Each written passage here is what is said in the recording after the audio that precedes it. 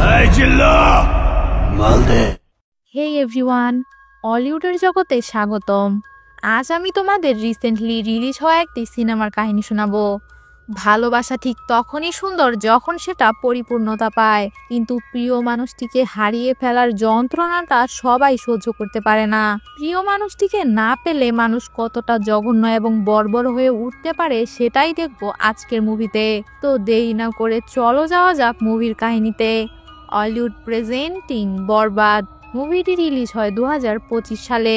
তো মুভির কাহিনী শুরু হয় আরিয়ান মির্জার ছোটবেলা দেখিয়ে, যেখানে স্কুলে হঠাৎ একদিন সে একটি মেয়েকে কিস করে বসে। ক্লাস টিচার আরিয়ানকে সবার সামনে মারধর করতে থাকে, কিন্তু আরিয়ান তার রাগ কন্ট্রোল করতে না পেরে একটা কম্পাস দিয়ে তখনই সেই শিক্ষককে মেরে ফেলে।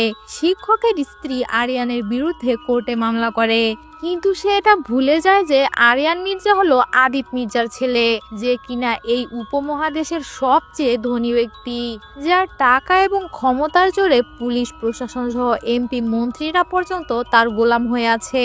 আদিত মির্জা শিক্ষকের বউকে কেসটি উঠিয়ে নিতে বলে এবং সবকিছু ধামাচাপা দিয়ে ফেলতে বলে।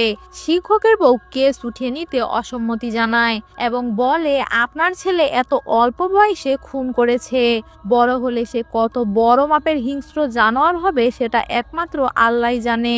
সাথে সাথে আদিত মির্জা ওই মহিলাটাকে খুন করে ফেলে রেখে চলে আসে। তো এরপর কেটে যায় অনেকগুলো বছর। বাবার আদরে আদরে নৃশংসতা করতে করতে বড় হয়ে ওঠে আরিয়ান মির্জা। ওই শহরের সবচেয়ে বড় মাফিয়া এবং খুনি সে। এমন কোনো খারাপ কাজ নেই যা আরিয়ান করেনি, কিন্তু এত বড় মাপের সন্ত্রাসীর জীবনেও একটা দুর্বল পয়েন্ট আছে, আর সেটা হলো তার ভালোবাসার মানুষ নিতু। তো এখানে সিন পরিবর্তন হয়, দেখানো হয় নিতুর বিয়ের দিন, যেখানে আরিয়ান তার লোকবল এবং অস্ত্র সহ একটা হেলিকপ্টারে করে নিতুর বিয়েতে যায় ধ্বংসযজ্ঞ চালাতে। এবং এখানেই সেই নেট দুনিয়ায় ভাইরাল হওয়া ডায়লগটি শোনা যায়, নিতু শুধুই আমার, নিতুরে না পাইলে আমি পুরা দুনিয়া বরবাদ কইরা দিতে পারি। হেলিকপ্টারে করে বিয়ের অনুষ্ঠানে পৌঁছে সেখানে উপস্থিত থাকা প্রতিটা মানুষকে খুবই নৃশংসভাবে হত্যা করে আরিয়ান, এবং তার জীবনের একমাত্র ভালোবাসার মানুষ নিতুকেও সে নিজ হাতে হত্যা করে। কিন্তু কেন কেন সে নিতুকে মেরে ফেললো? কি ঘটেছিল তার জীবনে, এটা আমরা একটু পরেই জানতে পারবো। তো নিতু হত্যার বিচারের জন্য সারা দেশ উত্তাল হয়ে ওঠে। আরিয়ান মির্জাকে কোর্টে হাজির করা হয়।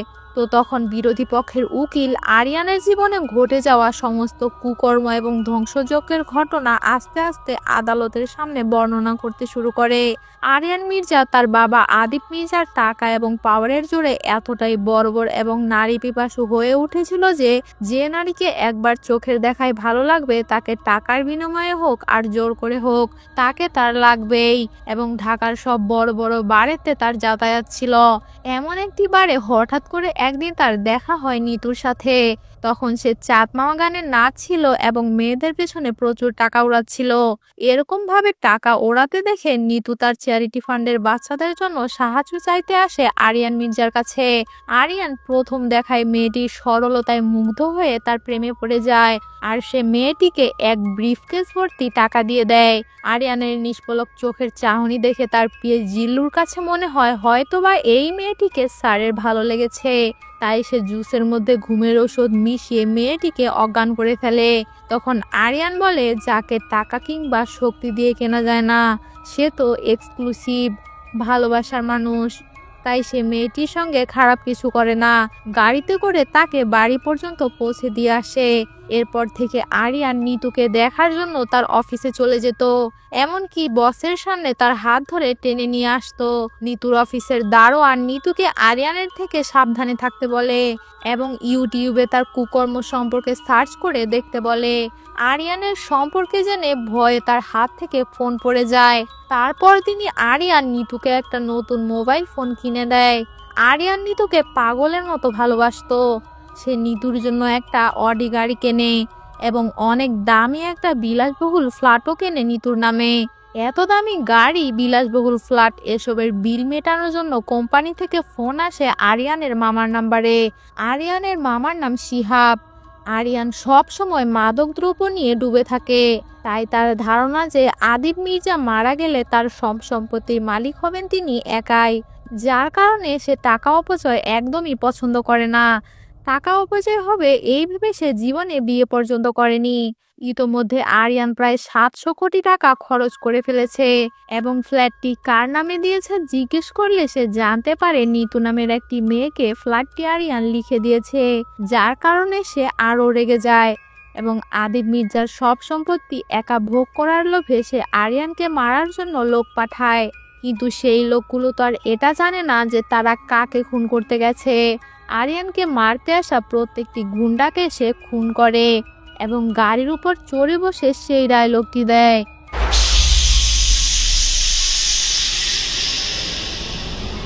Silence. তখন নিতু আরিয়ানের সঙ্গেই ছিল। আরিয়ানের ভয়ঙ্কর মারামারি ধ্বংসলীলা দেখে নিতু খুব ভয় পেয়ে যায়। এরপর একদিন আরিয়ান নিতুর অফিসের ক্লায়েন্ট মিটিং হওয়ার সময় নিতুকে হাত ধরে টেনে অফিস থেকে নিয়ে আসে। এই মিটিং এর ক্ষতিপূরণ হিসেবে নিতুর বস আদিব মির্জার কাছে ক্ষতিপূরণ চায়। আদিব মির্জা শিহাবকে 2 কোটি টাকা ক্ষতিপূরণ দিয়ে দিতে বলে, কিন্তু শিহাব লোকটিকে 1 টাকাও না দিয়ে উল্টো মারধর করে সেখান থেকে বের করে দেয়। তখন নিতুর বস প্রচন্ড রেগে গিয়ে নিতুকে সবার সামনে যাচ্ছে তাই বলে অপমান করে এবং আরিয়ানের রক্ষিতা দাসী হিসেবে আখ্যায়িত করে তাকে চাকরি থেকে বের করে দেয়। খবরটা আরিয়ানের কাছে পৌঁছানো মাত্রই সে অফিসের বসকে সবার সামনে একটা কুকুরের মতো চেন দিয়ে মারতে থাকে এবং তার গলায় চেইন পেঁচিয়ে তাকে টানতে টানতে নিতুর পায়ের সামনে এনে হাজির করে। তখন আরিয়ান বলে, তুই আমার বাপের কাছে বিচার দিছস, তোরে কিচ্ছু কই নাই, কিন্তু আজকে যদি তোরে নিতু না মাফ করে তাইলে তোরে এখানেই গায়রা ফালামো।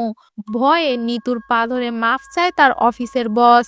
নিতু এসব দেখে বিরক্ত হয়ে বসকে তো মাফ করেই না, উল্টো নিজেই বসের কাছে সবকিছুর জন্য ক্ষমা চায়। এসব দেখে সহ্য করতে না পেরে নিতু তখন আরিয়ানকে বলে, কি চান আপনি? আমাকে বিছানায় নিয়ে যেতে চান তো বলুন। আরিয়ান বলে, ওই আমি যদি তোরে বিছানায় নিয়ে যাইতে চাইতাম তাহলে প্রথম দিনই নিয়ে যাইতে পারতাম। আমি তোরে ভালোবাসি। নিতু বলে, কিন্তু আমি তো আপনাকে ভালোবাসি না। আপনাকে কি ভালোবাসা যায়? আপনার মতো একটা মানুষ যে সব সময় ড্রাগস নেয়, মানুষের সাথে পাওয়ার দেখায়, এরকম একটা মানুষকে কি ভালোবাসা যায়? তার সাথে কি সংসার করা যায়? নিতুর এই কথাগুলো শুনে খুব কষ্ট পায় আরিয়ান। সে তখনই মনে মনে প্রতিজ্ঞা করে এখন থেকে আর সে ড্রাগস নেবে না। কিন্তু ড্রাগসের নেশা খুবই খারাপ নেশা। এতদিনের এই অভ্যাসটা ছাড়া এতটাও সহজ নয়। তখন তার পিএ জিল্লু তাকে পরামর্শ দেয় রিহ্যাবে যাওয়ার জন্য, আর এই বিষয়টি তার বাবার কাছ থেকে হাইড করে আরিয়ান। রিহ্যাবে গিয়ে আরিয়ান ড্রাগস নিতে না পারায় দিন দিন আরও অসুস্থ হয়ে পড়ে। তার যন্ত্রণা সহ্য করতে না পেরে জিল্লু নিতুকে ফোন দেয় এবং তার অসুস্থতার কথা জানায়। তখন আরিয়ানকে দেখার জন্য নিতু রিহ্যাবে আসে এবং তার হাত ধরে বলে, আপনি আমার জন্য নিজের সাথে যে লড়াই করছেন সে যুদ্ধে আমি আপনার পাশে আছি। আরিয়ানের এই কষ্ট দেখে নিতুর খুব মায়া হয় এবং সে রিহ্যাবে তার সেবা যত্ন করতে শুরু করে। আস্তে আস্তে আরিয়ান সুস্থ হয়ে ওঠে এবং নিতু তার প্রতি ভালোবাসা অনুভব করে এবং তাকে ভালোবাসার কথা জানিয়েও দেয়। আরিয়ান তাতে খুবই খুশি হয়। এরপর একদিন নিতু আরিয়ানের পছন্দের পায়েস রান্না করে নিয়ে আসে। তখন আরিয়ানের পুরনো এক বান্ধবী এসে আরিয়ানকে হাঁক করে, যেটা দেখে প্রচন্ড ক্ষেপে নিতু সেখান থেকে তার বাসায় চলে আসে।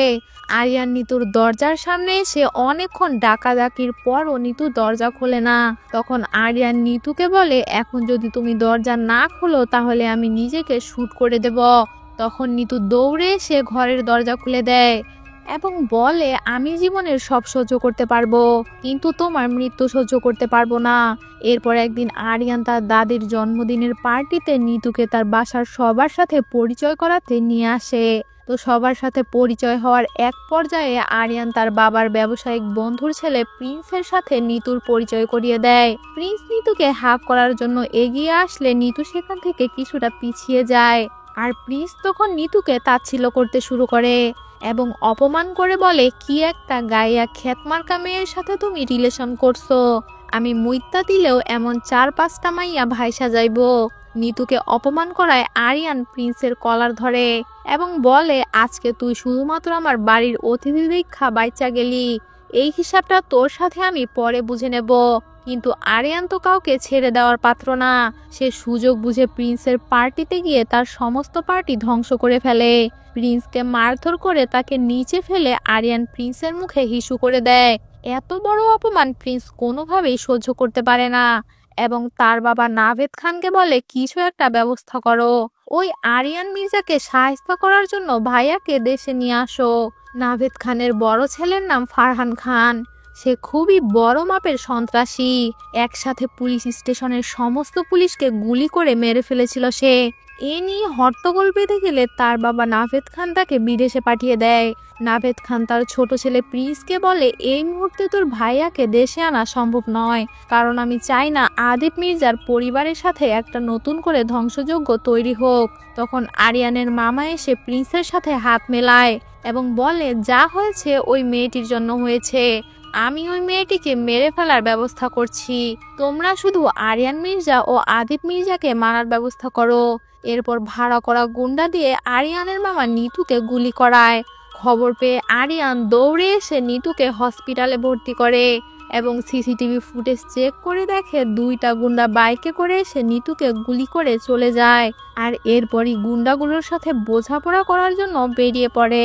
গুন্ডাগুলো স্বীকার করে যে এর পেছনে আরিয়ানের মামার হাত রয়েছে।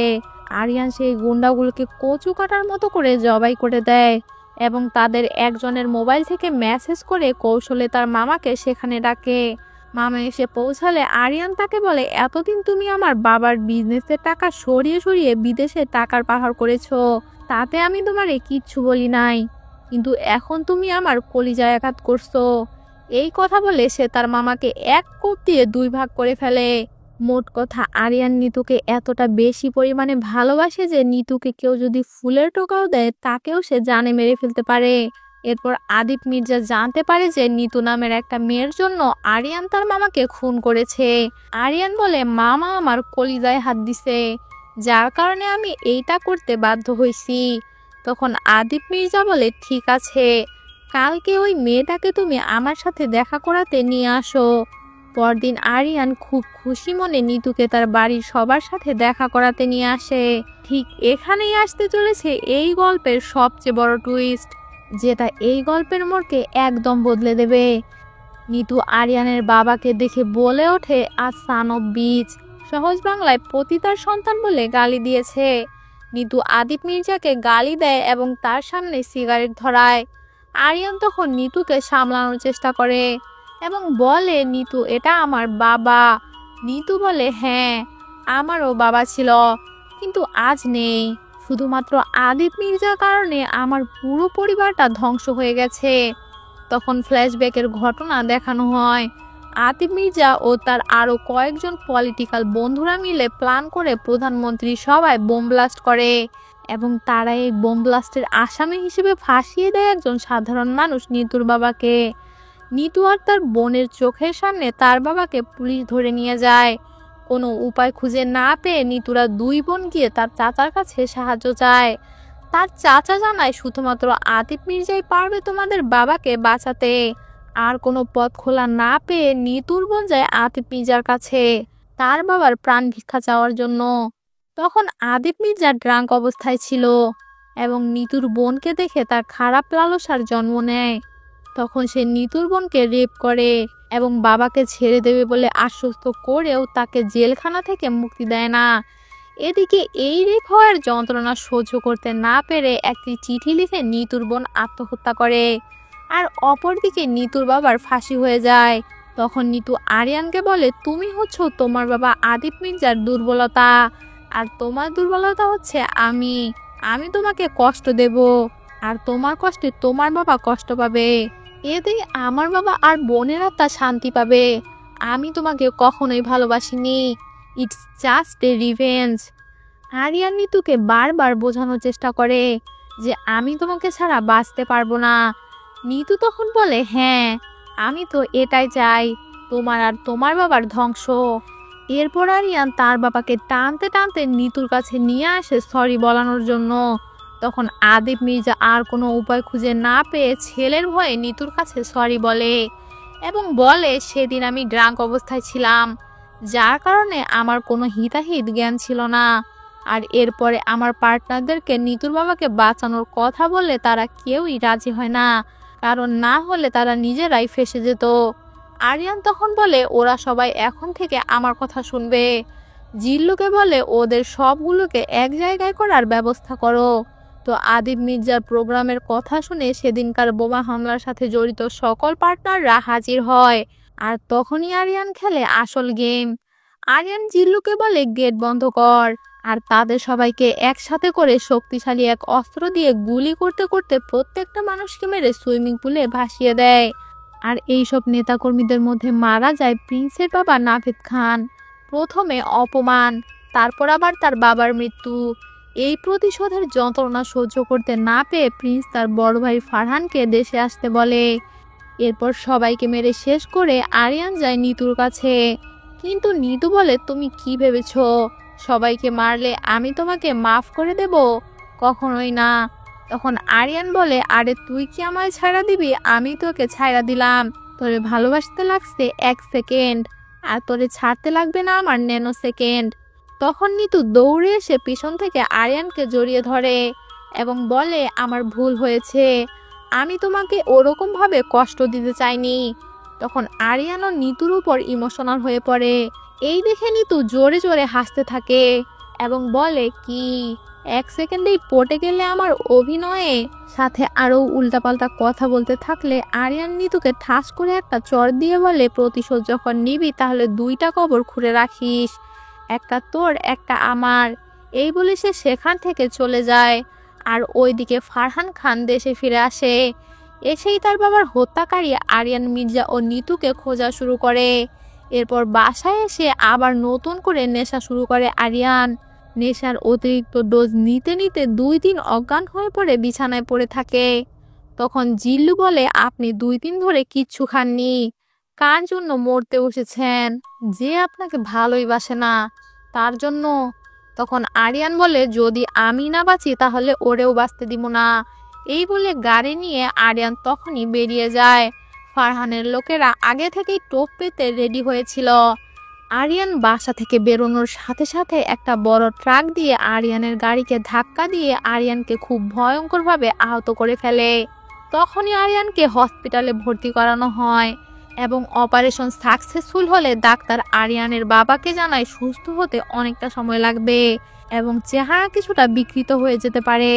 কয়েক মাস পর আরিয়ান তার ব্যান্ডেজ খুলে ফেললে তার এই ভয়ঙ্কর চেহারা দেখে তার বাবা কান্না করে ওঠে।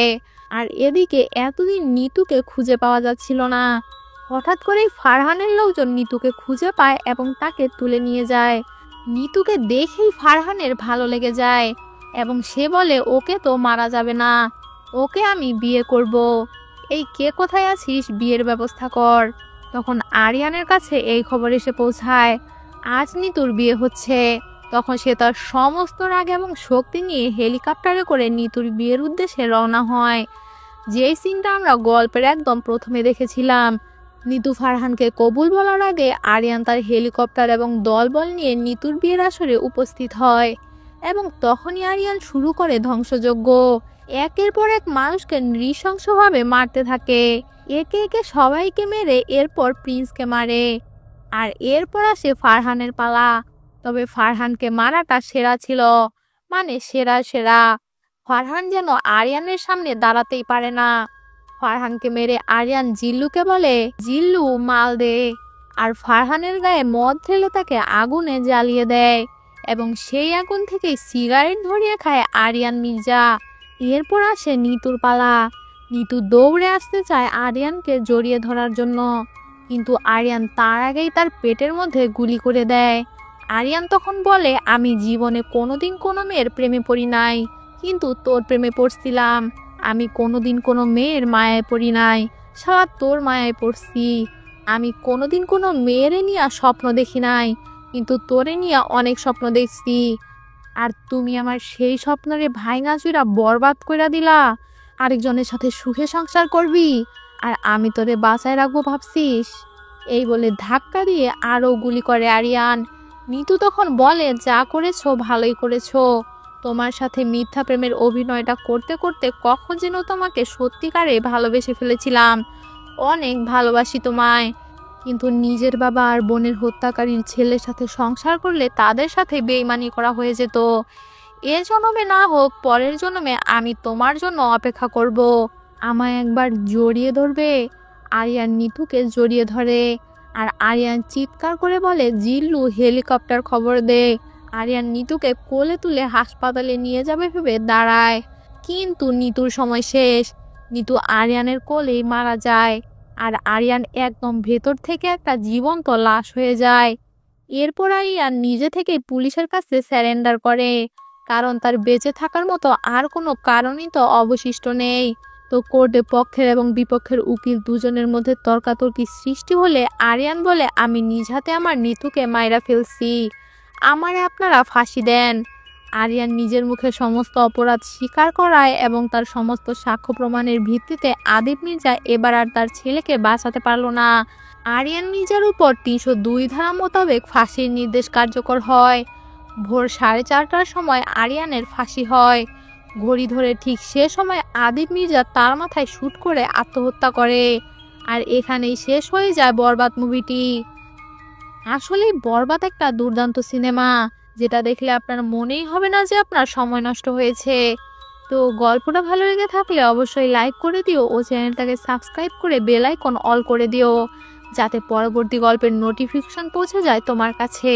আর সবার কাছে একটি করে কমেন্ট চাচ্ছি, তোমাদের একটি কমেন্ট আমাদের নতুন ভিডিও বানাতে অনুপ্রেরণা জাগায়। আর ফেসবুক থেকে দেখে থাকলে ফলো করে দিও। গল্পটা শোনার জন্য থ্যাংক ইউ সো মাচ।